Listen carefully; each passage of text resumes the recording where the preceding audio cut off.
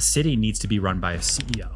Like you need somebody who is moving for the betterment of the company. Like where can we delete inefficiencies? To take like a phrase from Musk. Like where can we find opportunities to improve? You're a CEO and you've built a $14 billion empire. Okay, first of all, I don't know who told you that. It's not $14 billion. I've done 20 billion in sales, over 20 at this point. Since January 1 of this year, S.MPLE has completed over 12,000 automated tasks, which has saved 15,000 working human hours for our people. I brand, I expand, and I sell. You've raised $45 million for this. I did it by myself like an idiot. Probably could have raised so much more. No, just kidding. The other biggest check was Left Lane Capital, so Harley Miller and those guys. Love them. At Left Lane. Mm-hmm. Yeah, you would. And they're in the show. So season 2, really? I've never seen this in a reality show. Season 2 is we real have estate. VCs in a reality TV show? Yeah, it follows. Oh it my follows God. the Rays. What? It follows the Rays, and I thought Stop. Netflix was going to cut it.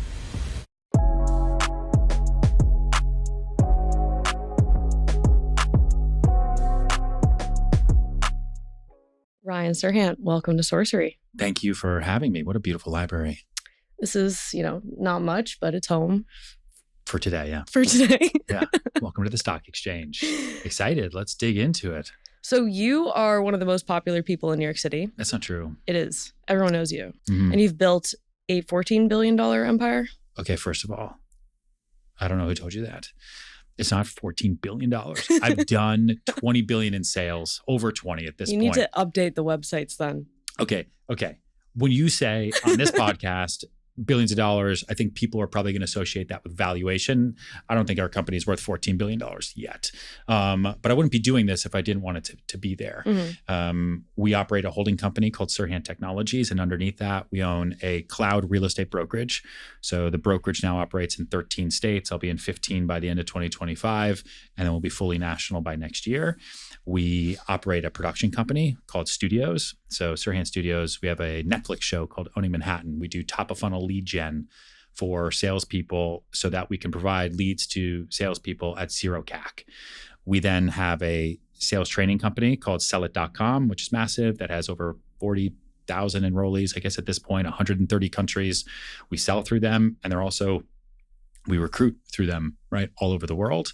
And then we have S.MPLE, which is our AI workflow service that gets a lot of attention, but I focus on a lot of the other stuff too. And you became so popular because of the media. So I'm curious, when did you decide to take the media side so seriously? The media took me seriously. It was happy accident. I came to New York City after college in 2006 to do theater, and I ran out of money. And so I had to get a job, and it was go back to school, which sounded terrible, or move home, which was way worse, or bartend, do a survival job. And so I got my real estate license because a friend said it was just like theater. It's all a game of improv. You meet someone on the street, they say, I want to find an apartment. You say, yes, and yes, and it's just acting is selling, right? Except you're doing it authentically. And it's not about taking from people. It's about helping them make a decision they're going to make anyway, except now they get to make it with you and not make it in a year or with somebody else. So I got my real estate license. Lehman Brothers filed for bankruptcy that morning, and I was off to the races from there. And so I put the theater thing to the side because I had to make money. I had to pay my rent to stay in the city. And I was at the bottom of the barrel there. And then I went to an open casting call for Millionaire Listing New York, which was a TV show on Bravo. And I was cast on that. And that started in 2010. The show premiered in 2012, and I did it for 10 years. So that show was a shotgun for me into the real estate world, not into like general craziness, but, it was a great way for me to create a community, right? To build an audience that I could turn into a community that then when Instagram was invented right around the same exact time, I just was an early adopter. The same way with YouTube, it had been around for a long time, but it was mostly just for kids, et cetera. And we were doing property tours in 2014 and 2015, 10 and 11 years ago, just trying to say, hey, I can get this audience on Bravo that I can sell property through because it syndicates to an international audience. But by the time people see it, it's been a year since I shot it. And my listing agreements are 6 months long. I've got to have sold it. So what if I could do that by tomorrow, right? How can I move forward really, really quickly? And so that's what we started doing on YouTube and on Instagram and Facebook. And we started building an early audience, just really attacking our niche. And it's just grown since then. And you have studios in-house. Yeah, one of them sitting here not paying attention. His name is Danny. That's him right there. He's just here as my friend. So Danny, studios is in-house. We have a head of studios who's based in New York City, and then we have studios in every market that we're in for real estate. But it's a 35, 40 person team. In an interview you did with David Weisberg on 10X, you were talking about how you're a media company, that you sell real estate. And I thought that was a really refreshing perspective, because I come from the investing world. I kind of feel silly sometimes doing media, and it seems a little like forced, but you're actually really owning it. And I know that's like more in your DNA, but do you think that that is like a principle that most people need to take on in this new media environment, like the new internet? Everybody's like, there's iBuyers, there's people online, its discovery is different. I think it's just a reframe instead of a rebirth of an idea or a redirection of brand. It's just a reframe. And when I started the company in 2020, so, I did $1 Million Listing, we did 3 spinoff shows, started writing books, all that stuff. I did I can't remember, 1.2 or 1.3 billion in sales in 2019, and said, I got to go do this on my own now. Like, we were the most successful residential real estate brokerage team in the United States for 4 years in a row. The only choice was to go do my own thing and go back to the bottom. So I rose to number 1 that way. And now how am I going to go right back to the bottom? And what am I going to do? I'm going to go out there and say, hey, Ryan started a real estate company. No one cares. And then how would I differentiate myself from the legacy firms? And what problem am I really solving? Just Ryan wants to start his own company. That doesn't solve a great problem. Or just to make money. Doesn't really solve a great problem. Not a scalable problem anyway. And so I said, what is our real value prop? We can put properties in front of more qualified buyers globally, organically, than any other firm combined. Okay, that's interesting. I could do that. How do I turn that into a solve though? What it really came down to is we're either a real estate company that uses media and technology, or we are a media and technology company that just so happens to sell real estate. And when we said that, we then aligned on a singular purpose, right? And so then our purpose can inform the people that we get to hire. And then the people get to inform the product that we get to sell, because now I can sell real estate in any market, residential, commercial. We can do multifamily leasing. I can sell sales training. I can sell media. We can sell pillows. And then if you have all 3 lined up, right? The purpose, the people, and the product, then you can get to profit. So focused on the money last. And it's worked so far. Yeah, it's really impressive. And it's a shift that is happening really strongly in the venture world, like in the last 2 years. A company that we had on recently was Open Door. And so what they have done is they've built a cult following, sort of like the community that you're talking about. What do you think it takes to build one of these communities? Authenticity, first and foremost. Vulnerability.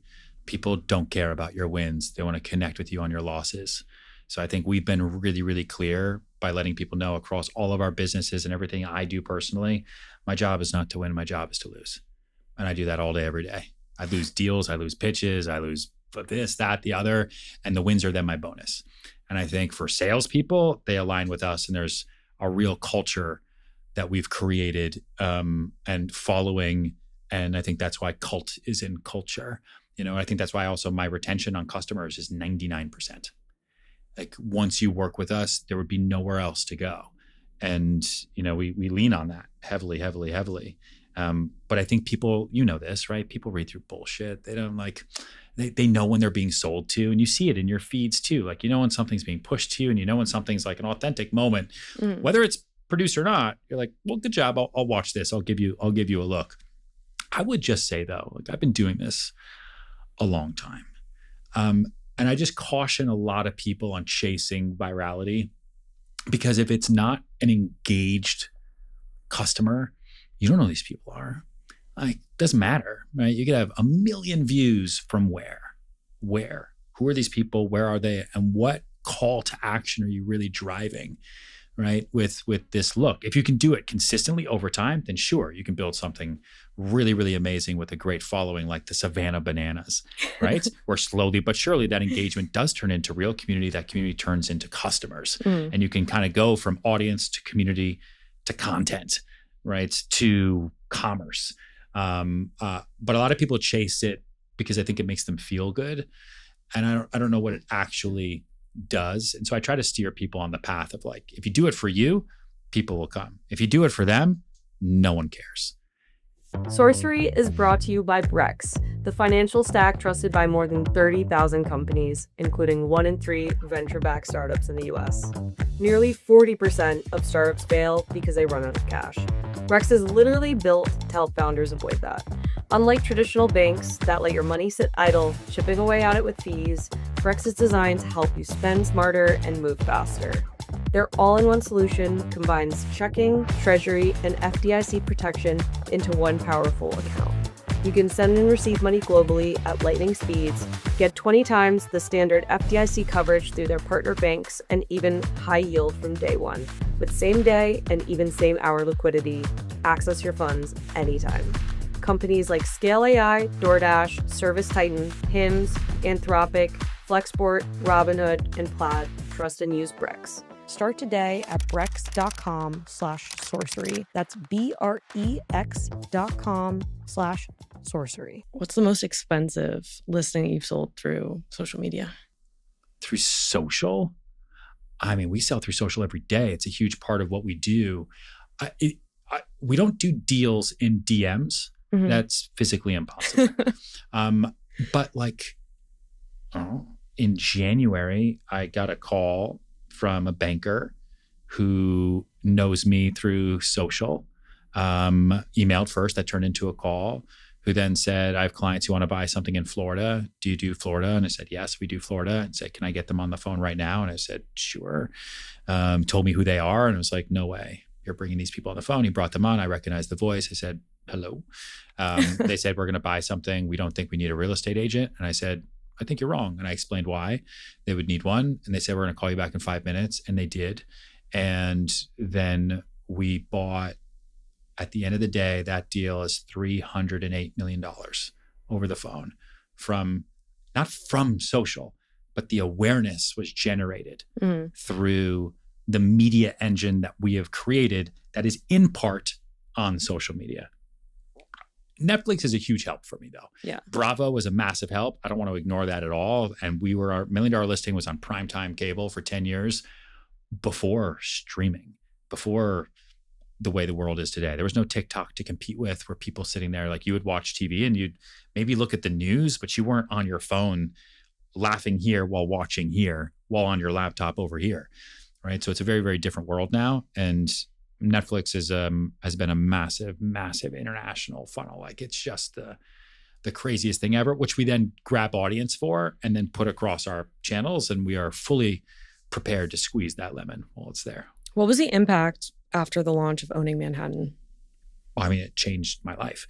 When $1 Million Listing premiered in 2012, my life changed, but not overnight. Okay. It took a while because you don't call people you see on TV. It's weird, right? So it took a while. But what I learned from it initially was, I need a pitch tool.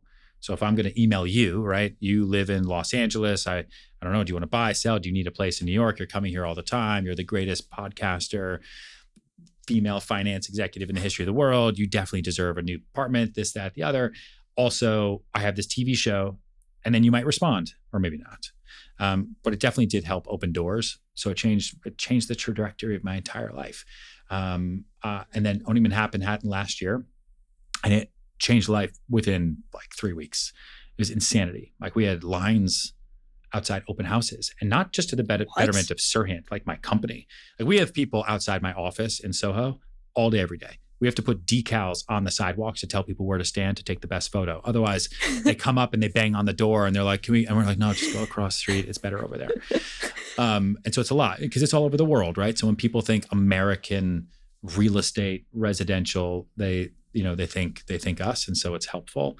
But yeah, to the betterment of all of our other agents and all of our other markets, because overnight, everyone's sitting at home. It's top 10 in their feed. They click on it. They see the name. there's 11 Serhants on planet Earth. So they're like, well, that must be you. Oh my gosh, there's that sign. And it broke our website. Traffic increased like 2,400%, or something completely insane. We had agent recruits from all over the world coming through. It was like 100 a minute. And social following, we were growing at, what was it? I mean, it was hundreds of thousands a day. Like it was just, it is the largest global distribution funnel on planet Earth, right? Like you just can't, like YouTube is huge, but you have to know what you're looking for on YouTube because it is so huge. Netflix is very focused, and it provides you in that first, there's 10,000 shows, but when you first log in, when a show first comes out, you have 300 million people who get the choice of whether they want to click a button or not, and you dare them not to click. And it changed everything. And then we just milked the hell out of it. I think we've been very, very good at taking advantage of opportunity and never, ever, ever letting go. Jessica is one of the most popular people on the show. How did you find her? Like, what did you see in her for her talent? We took us a year to cast. Okay. So we went through every real estate. I looked at my own agents. We have our own agents. Some are great for TV. Some are just great brokers, but not good for TV, which is different, right? It's hard to find people who can do both. And so then we just started scrolling through every other real estate brokerage in New York, as well as in other markets, because I like the idea of bringing somebody. So there was a character, her name was Savannah. So she was in, I think, North Carolina. But in that first season, there was the tattoo guy. He was at Compass. Jess Markowski, I think, was also at Compass.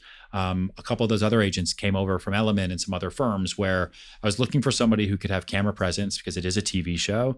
And then when I spoke to them, do they have a personality? Because you have to have a personality, otherwise no one's going to watch it. And I was like, I want no dips in momentum.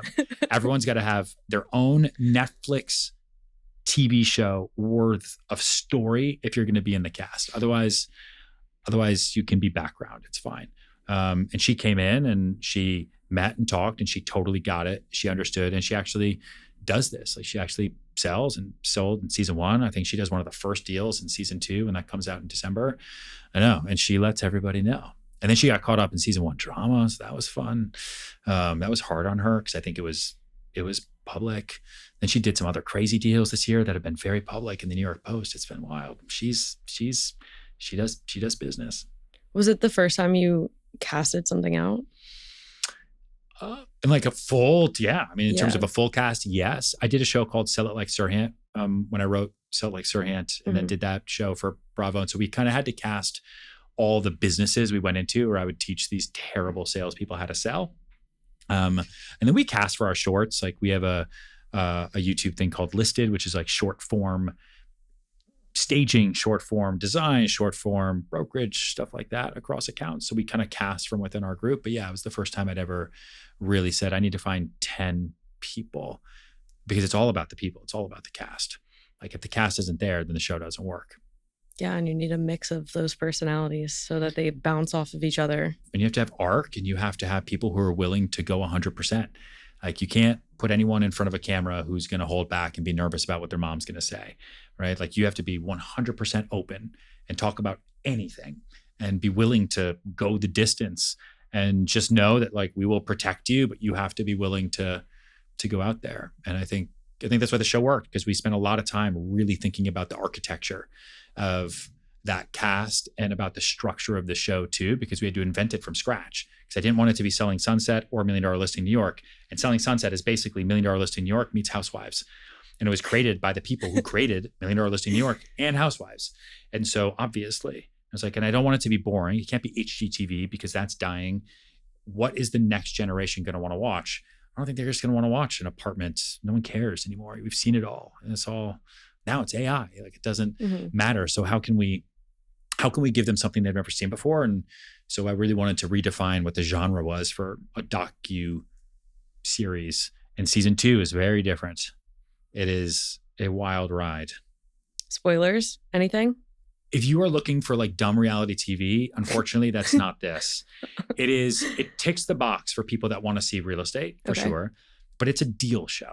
So for people who like deals, like if you like Shark Tank, if you liked original $1 Million Listing, which was every episode, we were actual deals and actual negotiations. It is that. It is high stress, high drama, and I think continues to really redefine and blur the line between structured and unstructured TV, right? Like following people who are at work and whatever happens is very unstructured. Succession is structured. And it's interesting. It's hard for me to describe. Like it's a fun watch because it is so unexpected. It'll be interesting to see what you think when I force you to watch it. I don't think you have to force me. I'll watch it. You sure? The first season was really good. I watched it when it first came out. The second season, I'll have my popcorn ready. December 5th. December 5th. You should come to the premiere party. I invited Nicole. You should come. December. Okay. Megan. Yeah, we'll send you the invite. Megan has to come. We'll send you the invite. I'll give you a +1. I'm doing it at Terminal 5. It'll be the biggest event I've ever done. And it'll be completely insane. You should come. Can I podcast there? Sure. It'll be loud, but sure, you do whatever you want. I don't care. Great. Perfect. Yeah. Live stream it. Go for it. Live stream it. I'm going to be a streamer now. I did this thing with iShowSpeed. You did? And I've never felt as old and as least important in my whole life. That guy can't walk. What? Because he has legs. He can't walk because of the amount of kids that follow him. They were trying, like, it was, look, I've never experienced anything like that. Like, he just would go outside and Broadway shut down. And because he's live streaming, everyone knows where he is at the exact moment because there's no delay, which is like for a security thing, which is something that I was thinking about. Like, I think he actually likes it. You know, it's part of the spectacle that you could go and be on the live stream right now. And so every kid around the country just would figure out where he is and follow. And it was mass insanity. I showed him a $40 million penthouse in the Upper West Side. And I've never had more people in a building mad at me because they were like, the lobby, these kids were trying to break in and try to get to him. It was nuts. And so anyway, moral of that story is I am going to become a streamer. I think for sure. I'm done with all the structured stuff and like creating and doing an actual CEO thing. I think I should just stream. Stream all day, 24/7. Yeah, he's like 22. He makes $50 million a year. What is the point of life? Like, what are we working so hard for? Like, you see that and you're like, wait a minute. Why did I go to college? I don't get it. Well, that's why YouTube is like one of the top jobs that kids want. Yeah. Why cure cancer if you can make videos on the internet? Right? Yeah. Like I mean, it's scary. It is total. We are, it's over. It's just all over. Oh no. Yeah. Yeah. Because there's incentives are no longer aligned. It used to be, if you want to make a lot of money, you have to be a lawyer, a doctor, a banker, a business owner, an entrepreneur. You have to employ others because you will delegate work.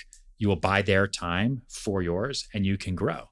So it used to be like, that is how you can achieve economic prosperity, is do one of those jobs. You have to go to school. And that was what was sold to us so that people can take on debt, right? So private markets, people take on debt. And then the student loan fiasco wasn't really a fiasco until Obama, when they made it public.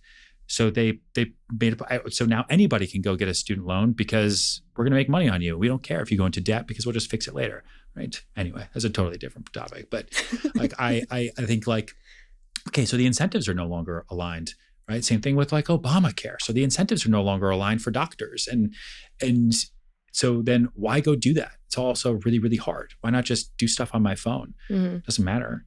So it'll be interesting to see where we are in like 2100. That'll be a crazy time. Yeah, there's a lot of different things to that.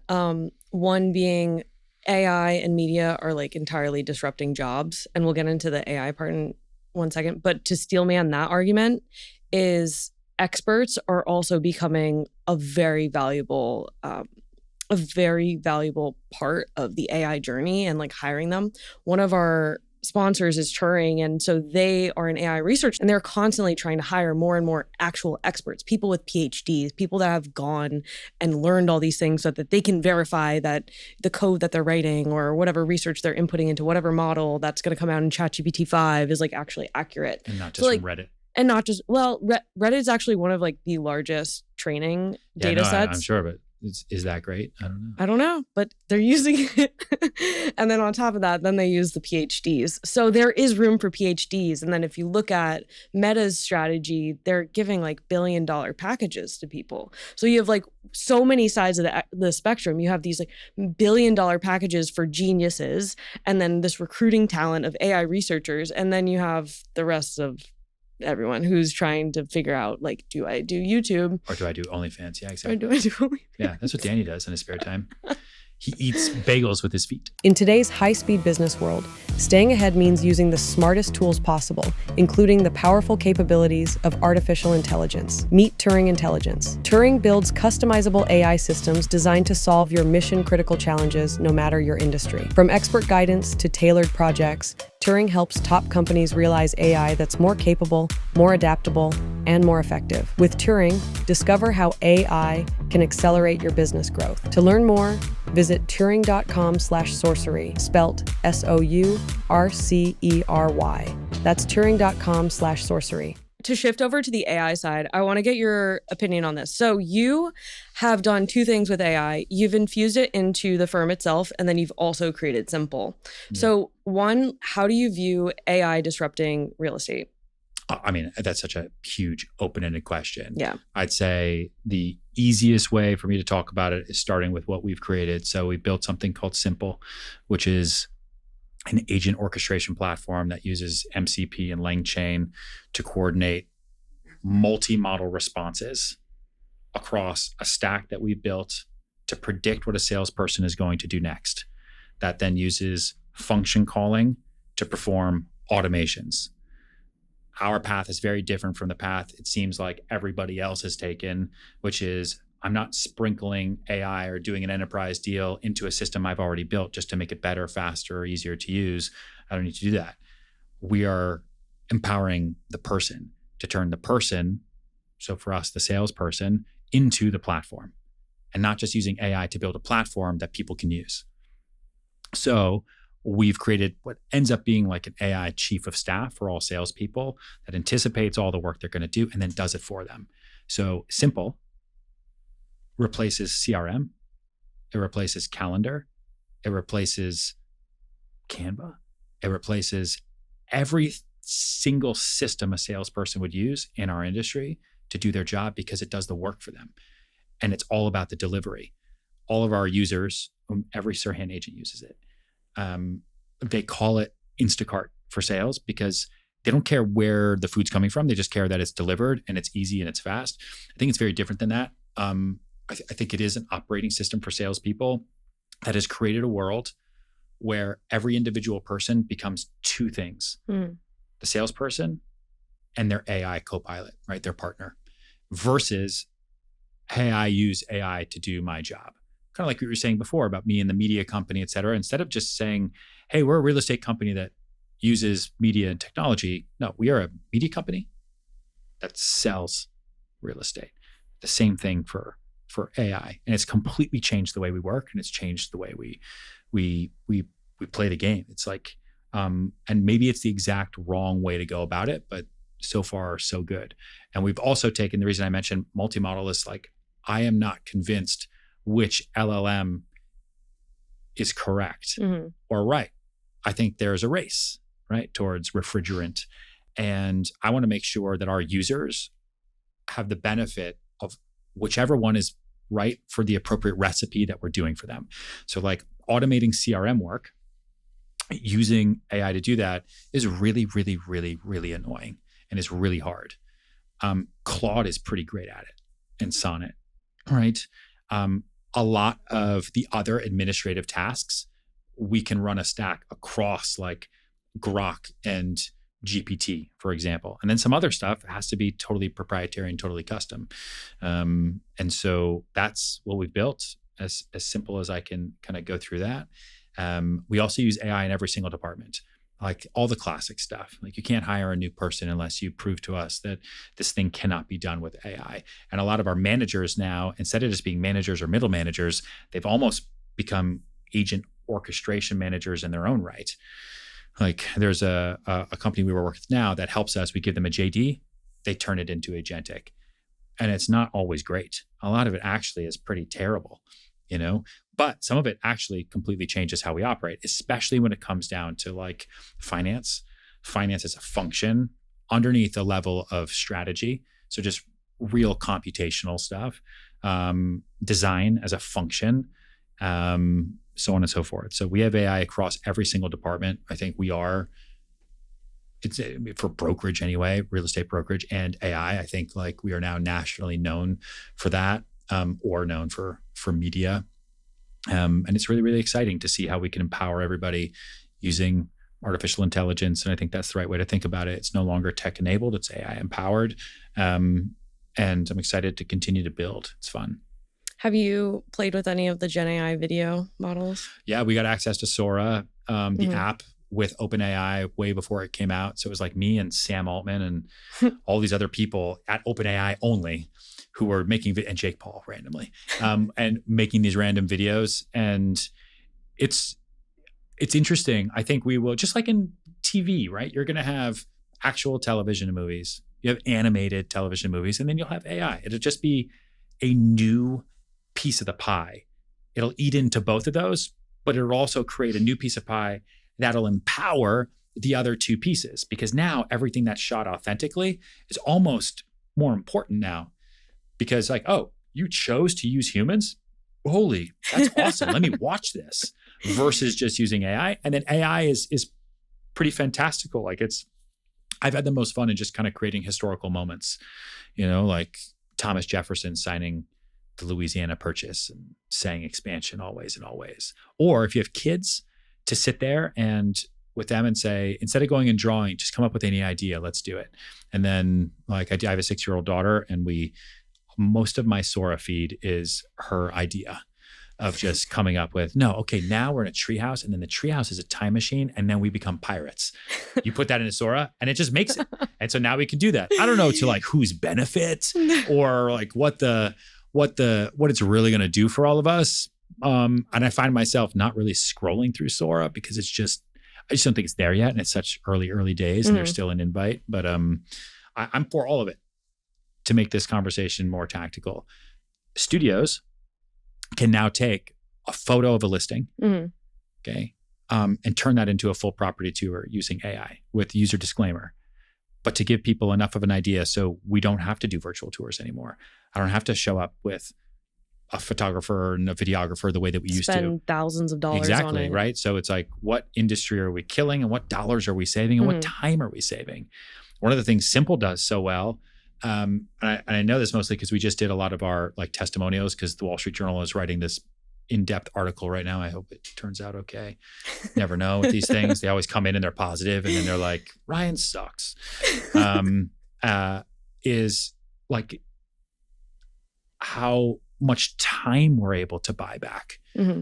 Like since January 1 of this year, S.MPLE has completed over 12,000 automated tasks, which has saved 15,000 hours, working human hours for our people, which is like so over the chart that I ever would have expected us to be at. It's insane, because what ends up happening is people find new ways to work. So one of our agents, she's a mom, her name is Abby. She's in Brooklyn. She typically, when she's picking up her kid, she wants to be a good mom. She goes and picks up her kid. She might have an assistant who's doing some work for her, but like for her, you know what? It's just easier if I do it, these important things. And so then she gets home and then she does it, takes 2 hours, then she cooked dinner. That's like just been her, no matter what, VA, executive assistant, the greatest systems, whatever, you still have to use them. So what happens if you tell somebody, guess what? You no longer have to use them.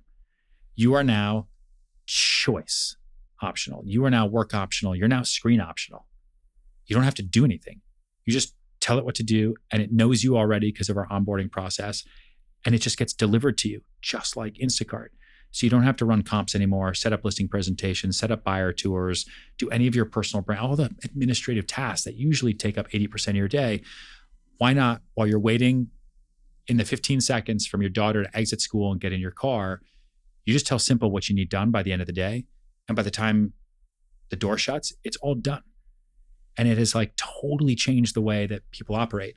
ChatGPT Agent Builder can't do that yet because it is incredibly specific and you have to be a good prompt engineer. And salespeople just don't want to be prompt engineers. I know I don't. So you talk about like Sora, the hardest thing I think for Sora, and I show it to people, I'm like, look what I created. They're like, but how did you do that? Like, well, I told it. I'm like, but how did you know what to tell it? I'm like, well, I don't know. I guess I just made it up and invented it in my brain. And like, oh, I wouldn't even know what to do. And so people just want to be told what to do. And I think AI is great if you know what to tell it to do. Mm-hmm. And so that anticipation engine that we've built in S.MPLE is, and across all of our agentic employees is probably the coolest thing to watch, that it just knows the next step. And as long as you can manage the initiative, it's pretty wild. Because you've made such a full stack real estate firm and you've automated a lot of the services and you have agentic agents. Yeah. How has that changed the way you recruit? The average real estate agent in the United States is a 55-year-old white woman. Like at Compass, I think it's like 57. At all the other firms, it might be even a little bit older. Our average agent is 28. And they're all high production because they all operate mobile first. Like we are a mobile first company, we're digital first. And then we have some brick and mortar in markets where we like legally we have to, like in New York, I can't not have a spot. And so we recruit agents who are attracted to selling anything to anyone on any device, anywhere, anytime, and who believe in building their businesses empowered by our brand, our reach, and our tech stack in a way that they just can't do elsewhere. There's a lot of firms that use tech, but then the agent or the employer or the consumer still has to use it. Like it's only as good as the person who knows how to use the thing, right? Like my mom has a laptop. She still calls my CTO because it's her name on the door too, to say, Word's not doing the Word thing. Like she's, so, but she has used S.MPLE and it's wild because it can multi-model 17 tasks at the same exact time, knowing exactly what to do as long as it's in your ecosystem. I have to ask, because this is an investing show. So you've raised $45 million for this about a year ago. It was December 2024. Yeah. You said you bootstrapped this up until that point. Yeah. This was a $45 million seed round. Yeah. The median seed round, according to Carta, is like $15 million for AI companies as of like early this year. Yes. What was your process like for raising that capital and who did you raise from? I did it by myself like an idiot. Probably could have raised so much more. No, just kidding. I had no, listen, it's a classic example of I had no intention of raising money. Like I bootstrapped, I have money, we're profitable.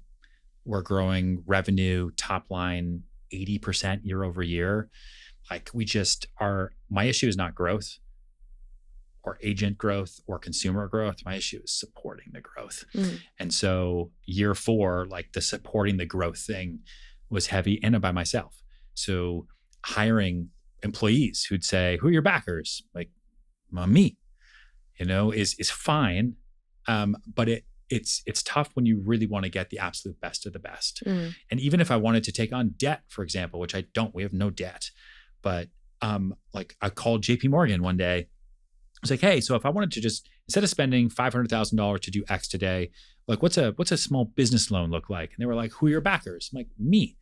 You have all my bank accounts. You see everything. And they're like, well, yeah, without a valuation, without backers, you could only do X and Y. I'm like, but I don't get it.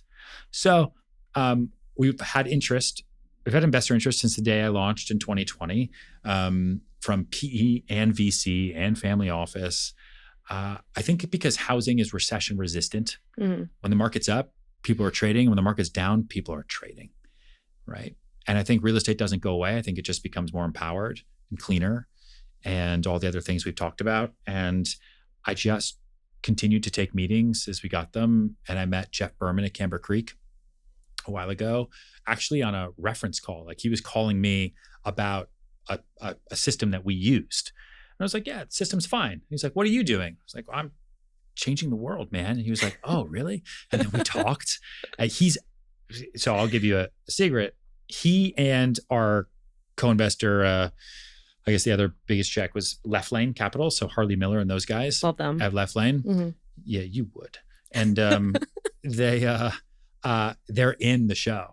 So season 2, Really? I've never seen this in a reality show. Season 2 is We real have estate. VCs in a reality TV show? Yeah, it follows. Oh it my follows God. the Rays. What? It follows the Rays, and I thought Netflix Stop. was going to cut it. I thought they were going to cut it because it's like it's not flipping tables and throwing drinks in each other's faces. This is amazing. But the show is such an entrepreneurial roller coaster and a deal show with all the sexy glitz and glam that you'd want. But it follows like Jeff Berman and Harley Miller in the show. And it's intense. It is intense, and they beat me up on price and like, what am I going to do? And it's, I don't want to give too much away, but yeah, there are VCs, and there's a VC seed raise that happens like live on camera in season 2. We need to make VC mainstream. I don't know if you do actually, but they're there. We already hit a bubble thanks to Tiger Global. I'll call them out. I know they're back in market, so maybe we'll come on the pod. But, we love VC. VC loves everybody. I love VCs. They buy the greatest houses and they sell the greatest houses. I'm all for it. They do. I go to a lot of events at different, and they are so competitive. They are very competitive. So everyone wants a better house. I'm aware. I'm fully aware. Yes. Sorcery is proudly sponsored by Carta. Carta is transforming the private marketplace, connecting founders, investors, and limited partners through software purpose-built for private capital. Trusted by more than 65,000 companies in over 160 countries. Carta's platform of software and services lays the groundwork so you can build, invest, and scale with confidence. Carta's fund administration platform supports over 9,000 funds and SPVs, representing nearly $185 billion in assets under management, with tools designed to enhance the strategic impact of fund CFOs. For more information, visit carta.com/sorcery. That's carta.com/SOURCERY. You do venture as well. Nah. What's the secret there? We will probably, there's a lot of things that we're going to be rolling out in 2026. One of them is most likely a venture arm. I've toyed around with it now. Like we are super profitable. So like one of my issues every year is reinvesting profits. What to do with reinvesting profits? Like there's only so many locations I can open up in a day. Like there's only so many engineers I want to hire to build. Like I really like the fact that our people are really, really efficient. And when you raise money, what do you really, unless you have hard costs, like I'm raising this money to go build factories or build chips or whatever, typically you're raising money to do one of two things. One is the people to do the stuff. So you're paying people, maybe some office space, et cetera. The other is distribution for the thing. So people to do the thing and then distribution for the thing. My thing that I'm building, I don't want to say replaces people, but makes the current people so efficient they don't need more people. So I'm not really using dollars for people, and my distribution is bulletproof. Like it's just massive for us and for our product and what we do. And so we've played around with a few things, like I was mentioning before, Realty Capital, which is real estate adjacent, but it's payday loans for real estate agents, right? Around the country. It also does tax services, advisory, all the other stuff, healthcare and all that. But then I also like Blank Street Coffee. And I like Update Energy because they split the caffeine molecule and they have paraxanthine and you don't have a crash from it. And I'm like, why doesn't other people do this? And they're like, well, it's too expensive to do. It's just easier to give people caffeine. I'm like, well, interesting. So like we have that. We have Major League Pickleball. We have a lot of other things. There's a new vitamin company that it just started shipping last week called Perdae, Perdae. Nilu is the founder and super fun. And so, but then I find ways to interact with our world. So whether I put products on Netflix or we put them across our socials and spike sales that way, or, we have our annual conferences where we have thousands of salespeople show up and everyone gets per day in a bag, right? So it works. Ryan, how do you do all this? Danny here, who's been on his phone the whole time, he's basically just running everything in the background. Really? No, absolutely not. I have a good team. I know what I'm good at and I know what I'm bad at. Like I'm a great leader. I'm a terrible manager. So why try to manage? Why try to fit a square peg in a circular hole? Like I brand, I expand, and I sell. I do those three things all day, every day. mission, vision, purpose. Everything else is done by other people. And they either do it in a way that I like, or they don't get to do it anymore. Ooh. Right? Like, I don't know. Life is short. I make sure too, everyone I hire is an entrepreneur, meaning that they have an idea for how to do their role and they could do it as their own business, but they'd rather do it with me or with us. Mm-hmm. And I give them that platform. So like Sell It, for example. Bonnie Sue Lovelace runs Sell It. She is so insanely amazing. She could build her own edtech platform on her own. But we have the platform, we have the distribution, and we have 40,000 users. So why not just do it with us, right? Makes a lot of sense. Our director of ops, like Renee Fitzgerald, she could go and open any business nationally, scale it, put all the X's and all the O's in the right spots, and do it by herself. But she can do it with us because we have the market, we have the demand. And I think it's really, really important to hire people that you're not just a little bit scared of, but that are real entrepreneurs. It's like my absolute best advice. And then follow those 4 P's that I gave you: purpose, people, product. I'm going to ask an additional question for this. Sure. So we're very proudly sponsored by Brex, and they're all about performance. Okay. Sean Walsh from Built, Yeah. he said that you schedule your day very particularly and you have a specific eating window. Can you walk us through your day? Okay, I don't know why you have to attack me right now. This has been such a nice podcast. I'm emotionally unavailable. Oh wait, what was your question? What was I right now? I am. Listen, I'm super scheduled Monday through Friday. Maybe one day I'll get to be in a world where I have white space on my calendar and I can just float through the office. I just know how to operate the way I operate, and so I don't change it. So I have 1,000 minutes every single day to be productive. So I have a 1,000-minute rule. I wrote about that in book 2, and then Harvard Business School did a review on it. So, which I thought they were going to write about content or media or tech or AI. And they were like, no, this 1,000-minute rule is so weird.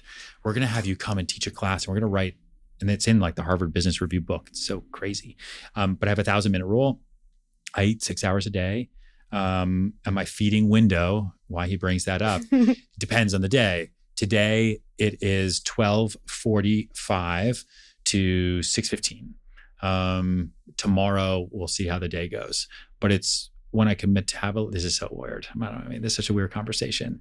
It's when I can metabolize the fastest. And I think as you get older, and you're 26, how old are you? 21. You're 21? No. Oh.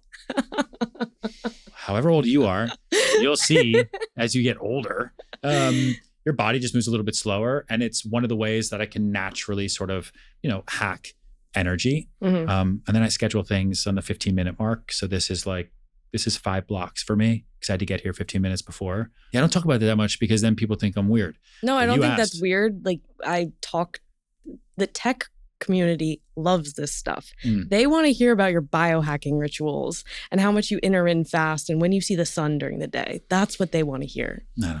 Do I see the sun? Not that I You have a picture of the sun. I do have a picture in the sun. Yeah, and it's got a sad face on it. Oh, do you want to talk about it? Nope, not on this podcast. That's for different podcasts. Okay. All right. So I have a couple quick questions as we wrap up. Sure. What happened to the $250 million listing that's pinned on your YouTube account? It's still there for $195. So you should sell it. I'll sell it. Yeah. Sell it. It's a deal now. If you guys want it, it's a deal. you can't have it. No, you can have it. What do you mean? Just make an offer. Come to me. It's still there. It's great. We've had 3 offers on it.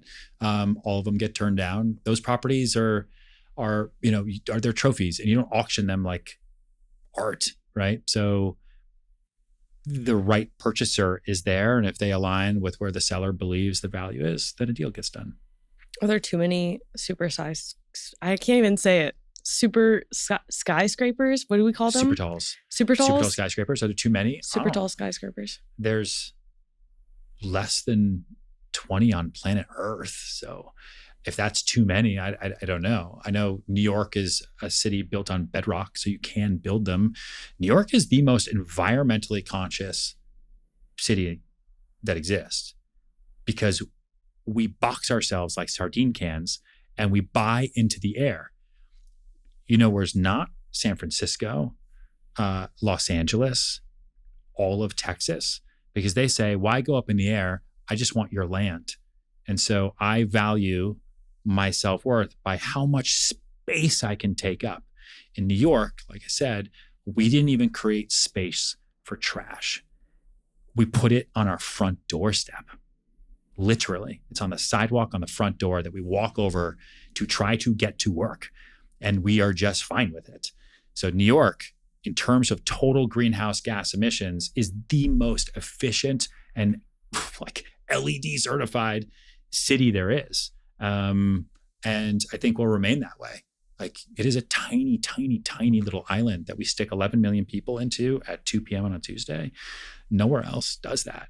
There's other cities that have millions of people, but no, they need to spread out, take up room. Have you ever been in bed with someone that likes to spread out? And you're like, dude, give me the blanket back. It's uncomfortable and it's annoying and they're selfish. New York City for the win. Do you think there should be speed limits on super tall skyscrapers? In the elevators? The elevators. There are speed limits. You can only, like, no elevator is getting to terminal velocity. And like, I don't know. Every time I go in barrier. those, I want to throw up. Like they're very fast. I think that's a you problem. I think speed in elevators has everything to do with what you call the stack effect. Like if you could get into an elevator and be at the 100th floor in 10 seconds and not experience any shake or physical discomfort, you do it. Like the same thing with the Concorde airplane. Like I would love to go to London in 2 hours. Not only is it unaffordable to do that, it is physically uncomfortable compared to the laps of luxury we do on first class, right? Where you get to spread out and put your legs down. People would rather take 6 hours instead of doing 2 hours because they don't want to be cramped. Same thing for an elevator. The stack effect in a super tall skyscraper is a tube within a tube. So you have this glass tube that sits on bedrock, and inside you have these other glass tubes where this physical thing is shoving air up and then shoving air down. And if you've ever tried to like shove air, right, it can get stuck and you have a vacuum effect. But you call it the stack effect because you have different air temperatures. So like in the winter, right, where it's really cold outside, you have cold air attacking now this hot tube that is 1,000 feet of glass and concrete full of hot air because everyone's got the heat on. And then you go in the elevator bank and it's not freezing cold like outside, but it's also not hot like you have in your apartment because you're cold. So now you have this luke cold air being pushed by this fucking bullet that's being attacked by the cold air from the outside, and then it shakes. So at what speed can you hit non-shake? That is the fastest an elevator is willing to go to where you don't experience discomfort. And in some of them, you have breaks. So you go to One World Trade, you get off at like, I think 66, and then you switch to another elevator because the stack effect would just be too physically uncomfortable. Holy crap. I did not know you were an astrophysicist. That's not the right engineering science for that one. It's an engineering thing, right? It's mechanical engineering and plumbing. So it's MEP. So it's just engineering. Okay. I interview a lot of SpaceX alums, and it seems like a SpaceX problem. Does it? Yeah. Blue Origin just asked me to come to space the other day. They DM'd. I was Would like, you do it? No. How much was it? Just in the low millions. That's what they wrote back. That's it? That's like nothing, right? I sold a house to a guy that went to outer space and he paid for himself to go there. He really enjoyed it. But I don't know, my key man insurance might, I don't know if space is on there. Yeah. We'd have to see. Okay. Lastly, what's your favorite building in New York City? My favorite building? Yeah. The Chrysler Building. Why? Because it'll never be recreated. It is a work of art. It is an Art Deco statue, right? Created by artists like back in the Art Deco period where you had architects like Shreve, Lamb, and Harmon who were doing buildings to impress people instead of just filling space. You know, today it's how can I go glass to glass and fill as many desk space as possible? Or how can I create something that is, you know, beautiful? The Chrysler Building is a fantastically gorgeous building, and no developer or builder in their right mind would ever redo it because it wouldn't make any sense today. You wouldn't be able to afford it. Well, now I need to ask, what are your opinions on the new JP Morgan building? I'm obsessed. You're obsessed? Yeah, because I think it brings grade A office, so class A office, into a new world. Okay. They have 9 private restaurants for their own employees. You never have to leave. You want to work from home? Great. Your home is here now. Like, it is just insane. You can fit up to 10,000 people in there during the day. Like, it is wild. It also, like, I love when they did that building, especially like Marianne Lake, right, who was CFO and has basically run that entire business under Jamie Dimon, and she is a beast. You should talk to her too. Like, or she just said, you know what we're going to do? We're going to tear down the block and we're just going to build a new one right on top of it. And Foster and Partners and everybody, it's like, it's so cool. I think now you're going to have a class A office race. So now Ken Griffin, Vornado, right? And those guys are going to do Park, and I think it's 51st. They're just going to tear down all those buildings on 51st and just build a brand new tower to compete with the likes of the new JP Morgan Tower. I think what it does, though, is it makes it really, really hard to be Class B or Class C office, which are all going to turn residential for me. Good. Yay. Exactly. Well, Ryan, it was a pleasure to have you on. And thank you so much to Nicole Wishoff for the introduction. Thanks, Nicole. Shout out to Nicole. Thank you, Ryan. Of course. Hey, it's Molly. If you enjoy our interviews, check out our newsletter, sorcery.vc, where we deliver a once-a-week top deals and tech headlines email, and also go deeper on our podcast interviews. Subscribe to Sorcery today. And don't forget to subscribe to the podcast on YouTube, Spotify, Apple, or wherever you listen. Link in description to sign up.